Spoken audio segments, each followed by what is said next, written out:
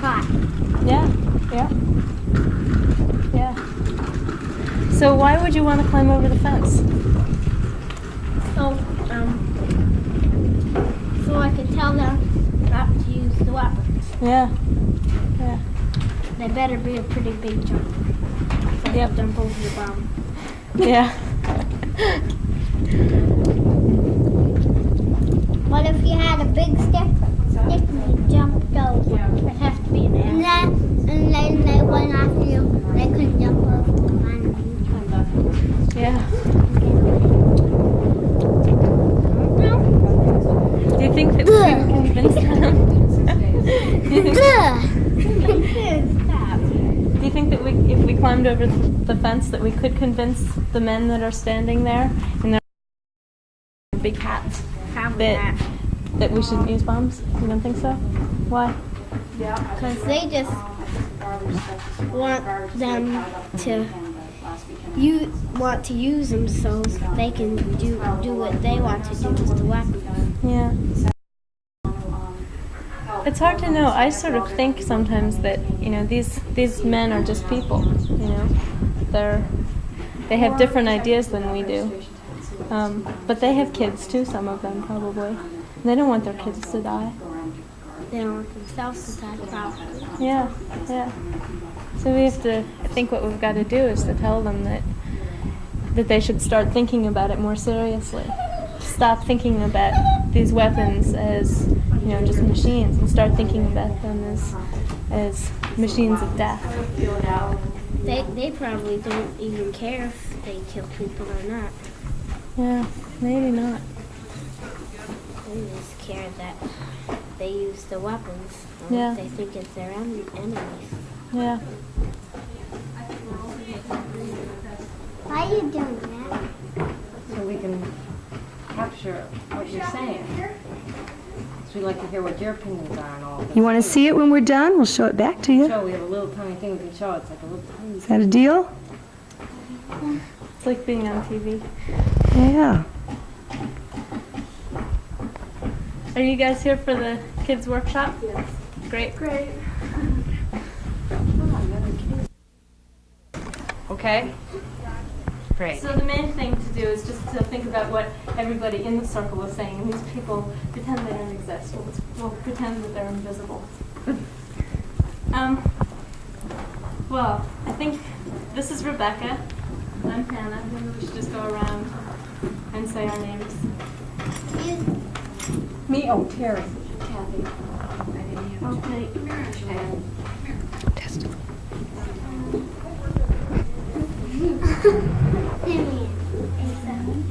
Greg. Lucy. Christian. Jenny. Hi. You want to join us? This is the kids. That you wanted to do something like what you do in high school? Yeah. I'm good. I might just I just graduated.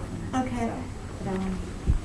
I think that what we want to talk about a little bit now is it's actually two different things for two different age groups. We want to talk about the Children's Campaign for Nuclear Disarmament, which is a group that I've been working with.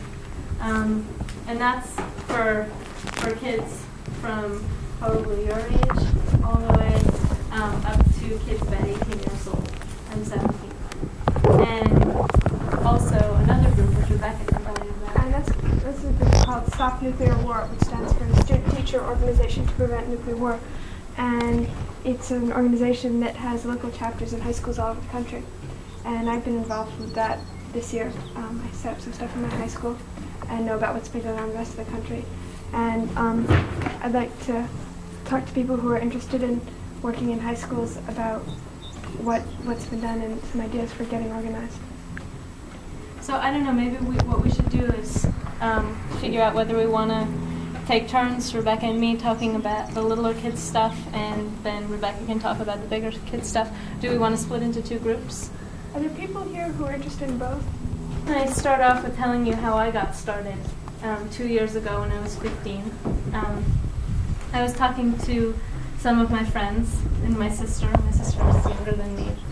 And we were sitting around in my house one day, and we started to talk about bombs, and we started to talk about nuclear weapons, and what our government is doing, what President Reagan is doing, and what the Russians are doing far, far away, and how that's going to affect us, because we're kids, because we're going to grow up in this world that's so threatened by these terrible bombs. And my friends and I started to get really angry and scared. We were thinking about how terrible this was. And then, from being angry and scared, we decided that we should try to do something. And we should talk to other kids and see whether they were scared and see if they were angry. And see if they wanted to do something to try to influence the government, to try to make the government change its mind and stop building these bombs. So we started this group called the Children's Campaign for Nuclear Disarmament. And we started off with a letter writing campaign to President Reagan. We asked kids to write letters to President Reagan opposing the arms race, against nuclear bombs. And we asked the kids to send all these letters to my house, which became our office. And we were going to take these letters to President Reagan. We wanted to deliver them to him personally. We started to get letters in. First we got maybe 2 letters, and we were thinking, oh no, well, it's not going to be much to take 2 letters to the White House. Then letters started to come in, and we were getting hundreds of letters, and hundreds and hundreds. And finally, a few months after we started, we had collected 2,832 letters from kids. That's almost 3,000 letters from kids all over the country.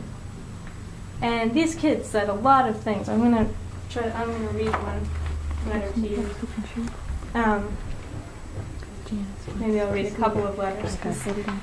Kids had a lot to say to President Reagan. They were really angry and really scared. Dear President Reagan, I don't want any bombs because I don't want my grandma to die. Thank you, Luis Rodriguez, age 6. What? My age? You're 6? And another one says, Mr. President, why do you want nuclear war? How would you like to be at the other people's point of view? That means the Russians. Please don't use nuclear weapons because I hate them. I'd rather my family gave money to the poor people rather than give money for nuclear weapons. I heard a story about Hiroshima, Japan in the First Mennonite Church of Oak Park. Sincerely, Patrick F. Farron.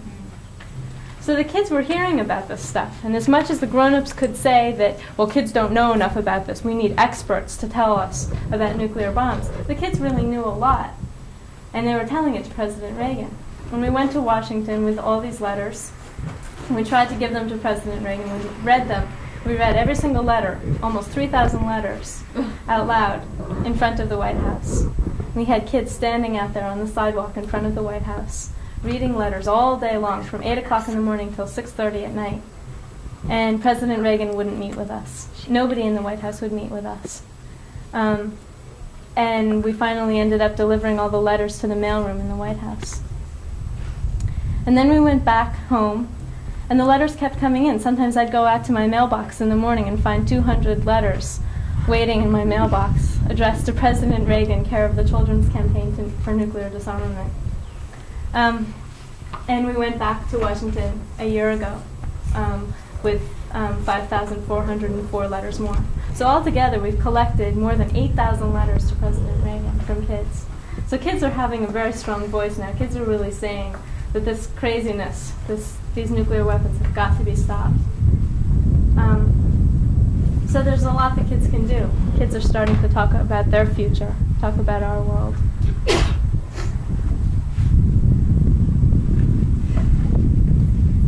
Do you think that there's anything that you guys can do? Are you doing something right now? Yeah. Yeah? What are you doing? Listening. Listening? Do you think about bombs when you're not here? What do you think about them? They're bad. What do you think about this place right here, this women's peace encampment? It's good. Yeah? Why? They're trying to stop for the government to use the weapons. Yeah. Do you think it's going to do any good? Yes. Yeah? No. No? Why not? I don't know. You don't know? What about you kids who've been camping here? What do you think? Do you think it does any good? Yeah? Yeah. How come? Because everybody's fighting for no weapons. And weapons, Yeah. they could hurt people. Yeah. Do you ever think about the fact that there are weapons so close by here? You think people would be crazy enough to ever use them? I don't know. What do you think? I don't know. If they would do that, not. Yeah. Because I just took a jog to the Army Depot and we saw it. No. Some of the grass was cut off. I don't know. Yeah. Huh. Hmm?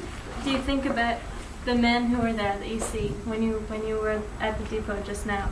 Did you saw some of the soldiers behind the fence? No. No? There was nobody there? It was a morning. I didn't even eat anything before that. Yeah. But I just woke up and exercised and then went jogging. Yeah. The forest behind the woods.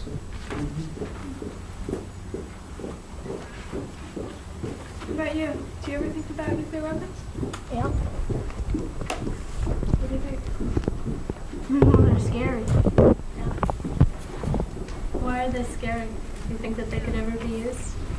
I hope not. Huh? Yeah, I'm agreeing with you. The crazy thing is, it's hard to believe now, but nuclear weapons have been used. And today is Hiroshima Day. It's August 6th. 38 years ago, when some of our mothers were little kids. They dropped a bomb on Hiroshima, Japan. And it wiped them all out. Yeah. Yeah. Thousands of people died. And now it seems crazy because you think that we would learn from doing that. We would learn from how terrible that was, that we shouldn't have weapons anymore. The government seemed crazy. They seem to have other things besides people's lives on their minds. Which is why we have to tell them that today is Hiroshima Day. We've got to remember what we did. We have to remember not to do it again.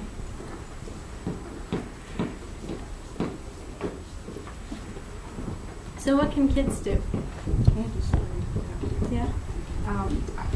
My daughter is 11 years old, and this last year I lived with her and with two of her best friends who are also 11 years old, two other girls, in California.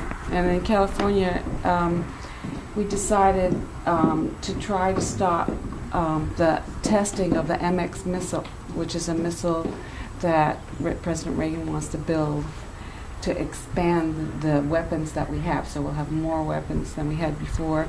And they wanted to test the missile by shooting it towards these islands in the South Pacific where they test their missiles all the time, by moving the people off their land. And actually, when they first started testing there, they were testing radioactive weapons, and the people got a lot of radioactivity when they were testing that. So they wanted to shoot this MX missile from a place in California, Vandenberg Air Force Base, to these Marshall Islands to test it. And we said that we didn't want them to test it. And we, the big people in my house, the three women who lived in my house, decided that we would go down to the Vandenberg Air Force Base and blockade there. And one of the women said she wanted the children to come. So we asked the girls whether they wanted to come or not. And they decided, after talking about it for a while, that they wanted to come down to Vandenberg Air Force Base and that they wanted to blockade. there, and they brought another friend of theirs, a 10-year-old girl. And when we got there, Just a 7? I mean, you didn't get more than yeah, we were in a group. My affinity group is called the Mother Bear Brigade, and so the girls started calling themselves Baby Bears. We had 4 baby bears and about eight big people, and we said to them, "We're going to go and blockade. Will you blockade with us?" And they said, "We're going to blockade with the other kids." And as soon as we got to the encampment that was getting ready for the blockade, they found the other kids that wanted to blockade, and it turned out there were 27 kids that wanted to blockade, and a lot of them were more your age and without their parents. The authorities said to us, if kids blockade and their parents don't show up, then we're going to put them in foster homes and juvenile hall. And a lot of the kids were there without their parents, and one of our girls' mother wasn't there too. And they said, well, if we do what they say, if we get scared from what they say, then we're just letting them tell us what to do. So we're going to go ahead and blockade. And so the 27 kids all sat down in front of the gate to the Air Force Base. And the cops came and they arrested them and took them away. And the kids had decided beforehand that if the cops wanted to separate them and put the young kids in foster homes and the big kids in juvenile hall, or put the girls in one place and the boys in another place, that each kid had a partner, and the partners would surround each other, and all the other kids would surround the partners. And they'd all sit down and hold on to each other. And if the cops got uptight about that, they would tell the cops what they were doing, that they don't want to be separated. And so we saw them sitting on the grass, all arrested. And what had happened was, just in the minute that they got arrested, and one of the boys was 11 years old, and he was about your size, I think. And he decided to get arrested. He gave his name as Doug Fir. You know, there's a tree called Douglas Fir. And he said his name was Doug Fir, and he went limp when he got arrested, and they just carried him out and gave a peace sign when they carried him out. And two of their older boys got separated by accident right in the beginning, so all the kids decided that they wouldn't tell the police arresting officers anything. They didn't tell them their names or anything like that. And when they finally got them to the place where the police were booking them, they were so tight together that the police couldn't wait to get them out of there. And instead of putting them in foster homes or juvenile hall, they just passed them right through as fast as they could get them out, because they didn't know what to do with this group of kids that wasn't going to be separated and that wasn't going to give their names or anything like that. So the girls had a very from that, and they talked on the radio in our community afterwards and wrote articles for the newspaper and spoke at their school. And I think a lot of people heard what they had to say, maybe better than if big people had said it. Yeah. I think it's a pretty strong thing when kids say that we want a world to grow up in. You know, what can grown-ups say to that? What can the people in the government say? Grown-ups are supposed to make a world that's safe for their kids. And a lot of grown-ups are working to do that. The women here are trying as hard as they can to make the world safe for their kids and for all the kids in the world.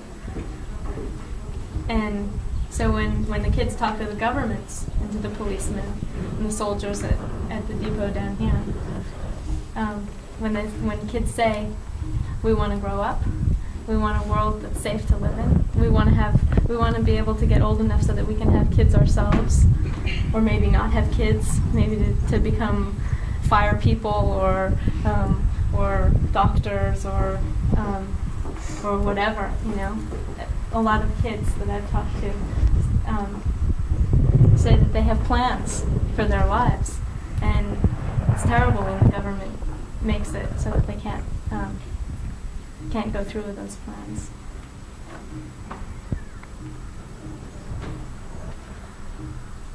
Does anybody know the story of Sadako and the 1,000 Paper Cranes? You know who Sadako is? Do any of the older people know? I think I know. No? Yeah, you better tell it, but I think I know it. Sadako was a girl who lived in Japan,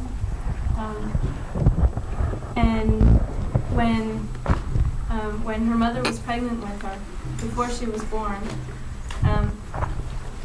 the bomb was dropped on Hiroshima. This was in 1945.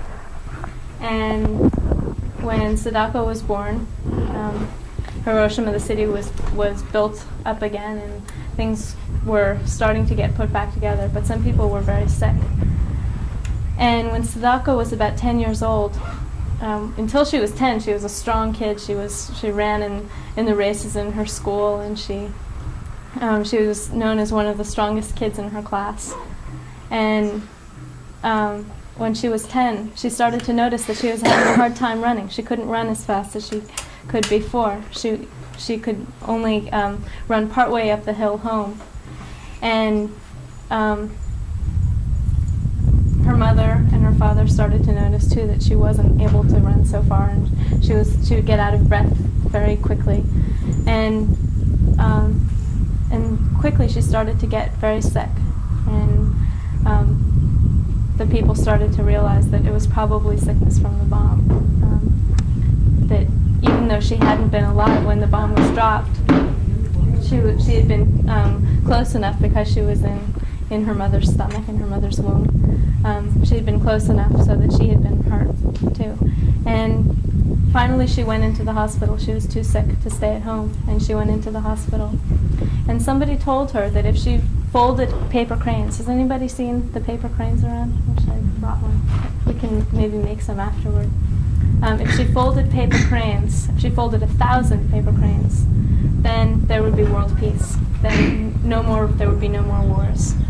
And she would also get better if she made, she would be cured if she made 1,000 paper cranes. So she worked hard all day in her hospital bed making paper cranes and making paper cranes. But she kept getting sicker and sicker, and she died when she hadn't quite finished making 1,000.